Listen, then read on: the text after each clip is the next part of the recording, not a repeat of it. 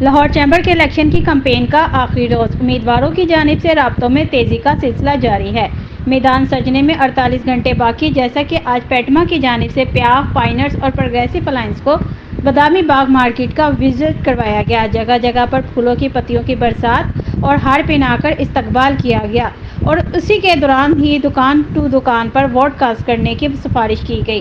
Campaign में शाही नज़ीर, फ़हीमुर Rahman Sehgal, Malik Usman, Ahmad Bukhari, Shahid Tajik, वकार अली, पेटमा general secretary, बाव इरफान, मियाँ खलील अबीर, नबील महमूद तारिक, हाफिज सजाद, ख्वाजा आसिम, उमर अहमद, अब्दुल बासित, साद अहमद, उमर मुश्ताक, अब्दुल आहद, मोहम्मद यासीन समेत दीगर ताजिर बरादरी ने शिरकत की और ताजरों से इल्तिजा की गई कि 23 और 24 सितंबर 16 से 30 तक मोहर लगाकर कामयाब करें ताकि छोटे बड़े ताजरों के मसाइल हल हो सके।